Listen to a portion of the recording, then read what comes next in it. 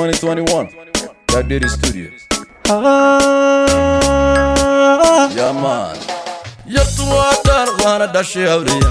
luqay ku dhalatay gobolkeena gaay magaceeda saytuun dhaxyaray saciido allah yaana diiman kala dhicin kala dheeraan Yatuwadar wana dashi awriya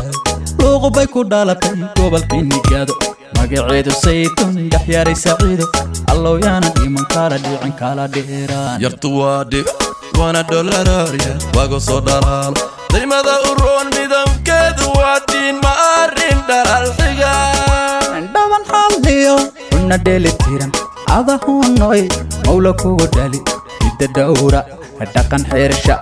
asadhala dhiigay dhaxyaray saciida Katarina dolda ilamoode ay saciida dhayaga u roon ay saciida hayga dhiran cilladay dhigid axadi dhowray dhisakaba isoo dhabow cashaqana dhow isoo dhabow dhasha ilade halkii aad ku dhalat dhulkii hooyo ayaan guri nooga dhisi saciida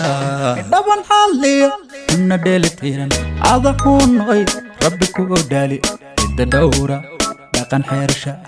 asadhala dhiigay dhaxyaray saciida Yatuwadar wana dashi awriya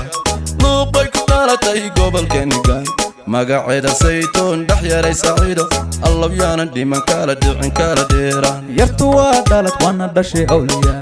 luqay ku dhalatay gobolkeena gaado magaceeda saytuun dhaxyaray saciido allah yaana dhiman kala dhicin kala dheeraan dera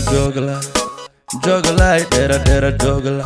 demanta iday dhawac bi'iyay daxan tagsiya tan ku dhaartay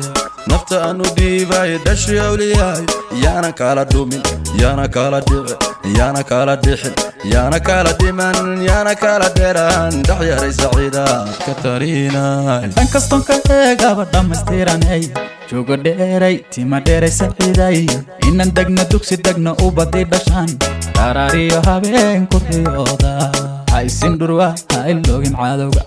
dheel maaha cashaqaygu waa dhab andhubay saciiday dhubay yarti dhaladkay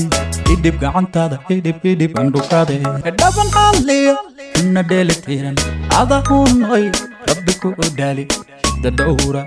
dhaqan xeersha asadhala dhiigay dhaxyaray saciida Yatuwadar wana dashi awriya luqay ku dhalatay gobolkeena gaay magaceeda saytuun dhaxyaray saciido allah yaana dhiman kala dhicin kala dheeraan Yatuwadar wana dashi awliya